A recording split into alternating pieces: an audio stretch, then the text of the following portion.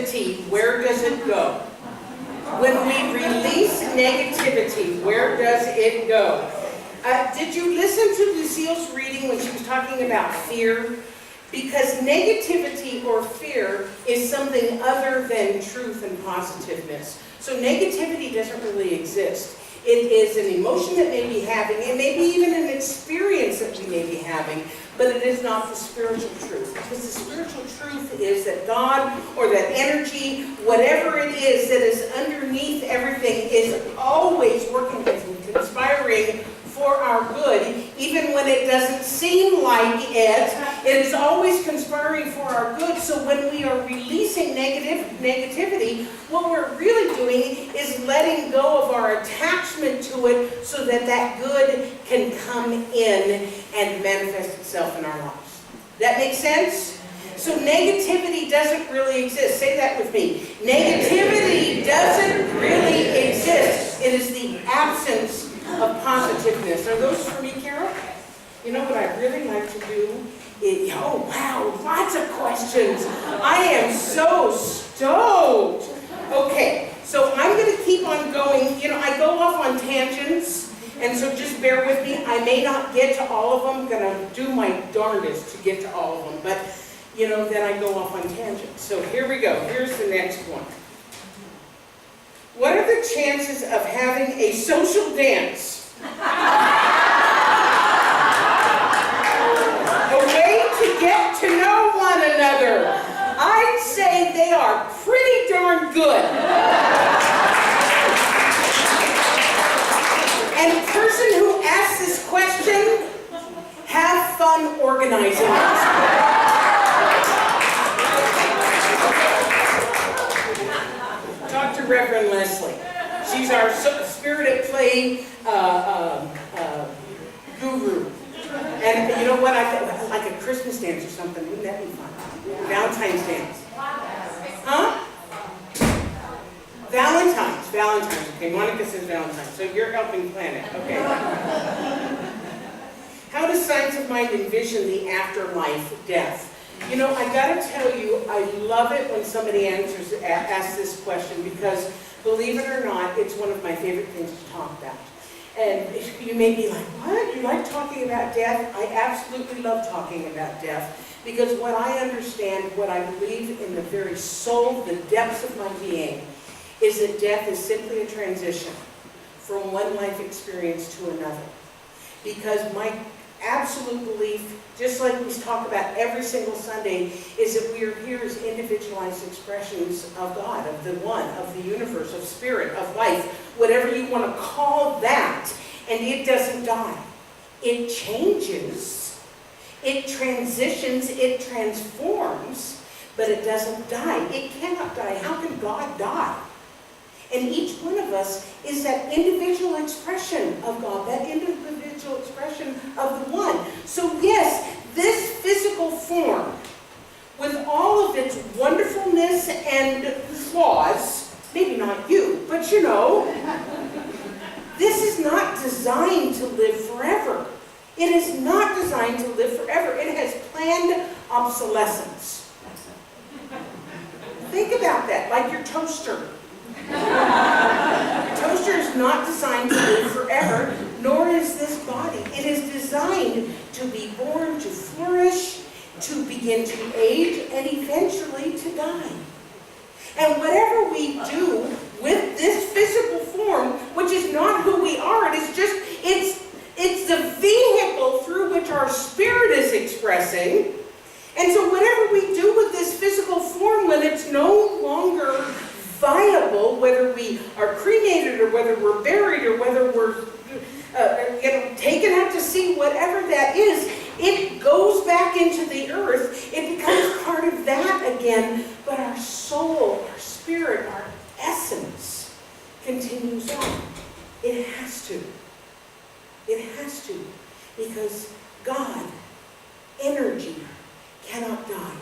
It simply changes. I told you I go off on tangents. So we're coming up on fall, right? Who's liking the changing of the leaves? Yes? Okay. What if the tree was like, oh no, the leaves are going away. The leaves are dying. It must be that I'm dying. No. It goes back down, it puts down its roots, it's dormant for a while, and then life comes back. Well, if it's true for a tree, then doesn't it make sense that it would be true for us as well? That we let go of this form, and then when we come back something that has grown and become more. Yes? Yes? Okay. All righty. I'm having fun. What are the chances of having a dance? No, I'm just kidding. I love that question. How is science mind different than the Unitarian Church? Okay, I'm going to give you what I know, and if anybody has anything more that you'd like to add, I'd be open to hearing it myself. So Science of Mind is a philosophy that was founded by Ernest Holmes. You hear me quote Ernest Holmes quite a bit. It is considered a new thought philosophy. We don't call it a religion. So a new thought philosophy, not to be confused with New Age. I'm going to get back to Unitarian in just a second. So not to be confused with New Age. New Age uses things like crystals and tarot and psychism and all those other kinds of things to deliver the truth. I'm not saying there's anything wrong with that. That's just not who we are. Well, who we are is new thought. And the way that you can always remember that is by remembering when we have a new thought, we are creating a new experience. That's why we are called a new thought, not because we're new. It's because when we have a new thought, we are creating a new experience. So that's who we are. Unitarianism has been around for a really long time. Benjamin Franklin was Unitarian. They merged and they became Unitarian Universalists. There's a center on 1st Street Northwest. And my understanding of Unitarian is that it's very similar to us in their philosophy, in their way of looking at life, except they don't do God. It's much more human. They're much more humanists as opposed to having a spiritual bent. Anybody want to add anything to that? Unitarian? Also, they are very socially active. So they will take on social causes, whereas we do less of that because we do our work in the realm of spirit and of spiritual nature. Yes? Is that good? Okay? All right, this one's calling out to me. How does spiritual mind treatments affect the bone structure and organs? How does it affect other systems, I believe is what it says. How does spiritual mind treatment, which is our form of prayer, affirmative prayer, affect the bone structure and organs? How does it affect other systems? Good question. So, you know how that saying that says you are what you eat? Well, we take that along and also say you are what you think. You are what you think. And so things that are going on in this physical form, that's like your vehicle, sometimes things go wrong as a result of our thinking. And so spiritual mind treatment allows us to rethink, redecide, readjust what our thinking, and our thinking can then, because everything's made out of energy, so our thinking can then begin to bring about some sort of a healing, whether it's in your bone structure, whether it's in an organ, whether it's an illness, or anything like that. I know someone actually, I hope I'm not betraying confidence here, I don't think I am. The minister who took my job at my former center that I was in near San Diego, she came in young, beautiful, young child, everything, and a year into the job she was diagnosed with very aggressive breast cancer and went through the medical thing with chemotherapy and a mastectomy and all these other things. And yet what she also did was do her work in mind. She did her work, she did her treatment work, she did her meditation, she did her thinking and visualizing and seeing herself cancer-free and seeing herself vital and everything else. Now, was it the chemotherapy that has brought her to be cancer-free, or was it the change in her thinking and the change in her way of being? Maybe it was both.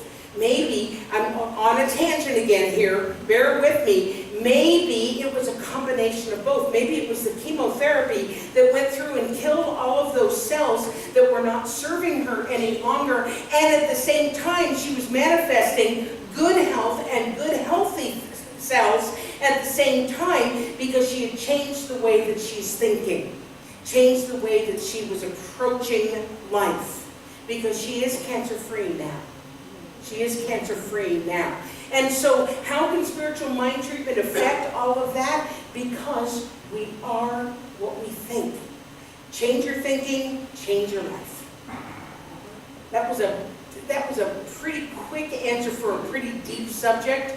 Did I mention we have a foundations class starting in October with financial assistance available? Did I mention we have a visioning class? You know what? It's possible to vision yourself healed as well.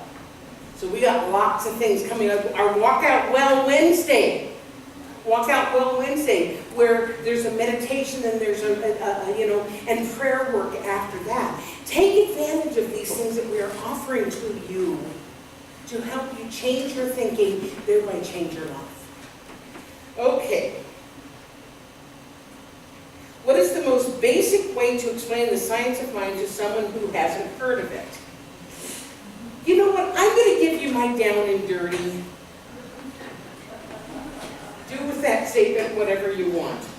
I've been in this teaching a really long time, and we used to practice our 25-word elevator speech. You know, how can we explain this teaching to people in 25 words or less? And it's tough. Would you agree? Yeah. Oh, it's a philosophy, it's a science, it's a this, it's a that, blah, blah, blah, blah, blah. You know, it's about thought, but it's also about love, and it's about God, and blah, blah, blah, blah. And you know, I'm actually pretty good at it. I make my living doing this. But the other side of that is you can ask people, so have you seen the movie The Secret? Am I right? Now, The Secret is as elementary as it comes. It is like kindergarten.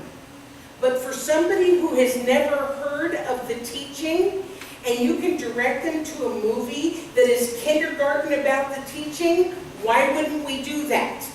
Yes? It has made my life so much easier to just say to somebody, you are what you think, and if you want to know more about this, take Foundations class. Or watch The Secret. Come on, you guys, that was funny. So, if that doesn't work for you, then you are what you think. It is a spiritual philosophy that teaches that we are all part of the one mind. Each one of us an individualized expression, each one of us here for growth, each one of us here to reveal more of who we are as expressions of God. I could go on and on with that, but I'm going to move on. Okay? If the person who asked that question, if you want to know more, come see me. Or better yet, see Reverend Marjorie.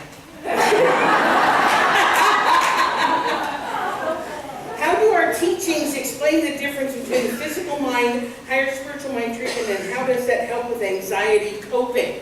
So, listen to my answer 2 answers ago. And I get the anxiety thing. If nothing else, our teaching will teach you how to meditate. It will teach you how to breathe. It will teach you how to, everybody do this with me. Think an anxious thought. Think an anxious thought right now. Okay, you feel the energy in the room. Now, close your eyes, take in a deep breath, and release it.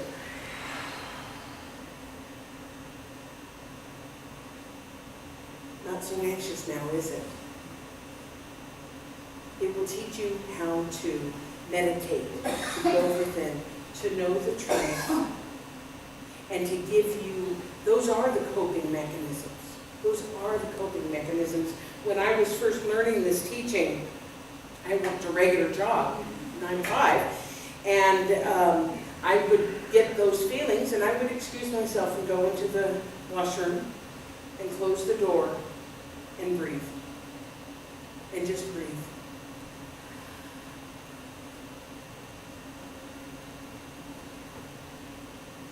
Wonderful techniques. Wonderful techniques. Continue on. I'm doing pretty good, huh? What does this teaching say about the soul? You know, that's a really good question, because our teaching actually teaches the soul a little bit different than what we were brought up with. In traditional Christian teaching, the soul is that part of us that goes to heaven when we die. See, I've been in here for so long, I'm having trouble separating it. So let me just think about this, because in our teaching, soul actually represents the law, and I don't think that the person who wrote this question is talking about the law. Are you? Question asker? You're talking about that part of us, our consciousness. Yes? Okay, so what does our teaching say about the soul, our consciousness, is that we are, once again, to repeat myself again, each one of us individual expressions of the one. Each one of us is here to grow and to learn and to expand and to reveal more of our God self. That would be our soul, having to do with this question. And so that is the more aware we become, the more awake we become, the more we reveal our God self, the stronger and the more loving our soul becomes. And it is that which goes along with us when we go to our next experience and our next experience and our next experience. A little bit of a trick question, just because our teaching has a slightly different idea about soul. Did I mention we have a foundations class starting in October? Yeah. Some of these questions are so wonderful, and I would really, really encourage you to sign up for foundations. All of you, hey, come on, we'll have a party on Tuesday nights. Why not? Okay. What about when people die and it happens to them? I got that one. Okay. Hey, you know what? If I go fast, I'm going to get through them all, okay? What does your daily meditation practice look like? Thank you. That's a nice question. So I wake up in the morning and I drink my coffee first. I'm sorry, it's a true statement. Oh, and I take my dog out. And then my daily spiritual practice is to sit on my meditation cushion for at least 20 minutes. And sometimes I listen to a guided meditation. Sometimes I focus on my breathing. Sometimes I listen to music. But I absolutely spend at least 20 minutes in the morning to just be. Meditation is not thinking. Meditation is not doing. It's not planning my daily, my to-do list. It is simply to be. Simply to be. And then you're going to laugh hysterically when I tell you what my next part of my spiritual practice is. I go on Facebook. And no, I'm not joking about that, because of my 3,000 plus friends, almost all of them are in this teaching. And so my Facebook feed is filled with inspirational sayings and pictures and thoughts and things that cause me to take pause. And so, as funny as that sounds, social media is a spiritual practice for me. Yeah, it's true. And then, mostly, I want to add this other thing, and we'll talk about this in foundations when you take foundations class. I like to start my day also with the first two steps of spiritual mind treatment. Spiritual mind treatment, our form of prayer, starts out with recognizing that God is all there is. The second step is unifying ourselves with that. God is all there is, and because that is true, then I am part of it. I am part of that. I walk through life knowing that I am one with and a part of that one. And then I walk through life. I go about my day But if you think about starting your day, recognizing God is all there is, and unifying yourself with that, how are you going to make your choices? That you've spoken those words, you've thought those words of unification with the one. You're going to be very, very conscious of how you walk through life. So thank you. Thank you. Oh, can I buy 5 more minutes? Yes? Okay. What is the New Thought movement not more developed and widespread? John, if I know! Is this the best teaching in the world?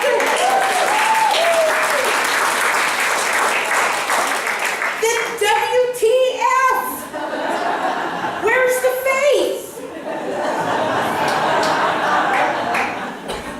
I'm serious. This place should be absolutely packed. And yet you Calgarians think that you can go out and do stuff in the summertime. You think it was cold 9 months out of the year or something. So here's the truth, and this will be my last question, and the rest of these, gosh, I really want to get to them, but I want to honor everybody's time. I said this a couple of weeks ago, and it bears repeating. This teaching is so amazing. And when I first got into it 30 years ago, all the centers were packed, absolutely packed, because it was new and it was different, and people were like, oh my God, I found my tribe, I found my people, this is so fantastic. And then that Oprah started teaching it. And that Wayne Dyer went on PBS. And that Deepak Chopra started doing his thing. And Louise Hay, oh, Godspeed, beautiful lady. That Louise Hay published a book that was our teaching and everybody bought it. And now, then there's the internet. And you can turn on YouTube and you can watch what I'm doing any day in your pajamas with your coffee, doing your spiritual practice. You don't have to come here every Sunday. I get that. What I said a couple of weeks ago is what you can't get in your pajamas is the sense of community, which is why we are working, which is why we're going to have a community dance. But it's also, it's the reason that we come here. However, I get that you can get the teaching other places. And I think that's exactly what has happened.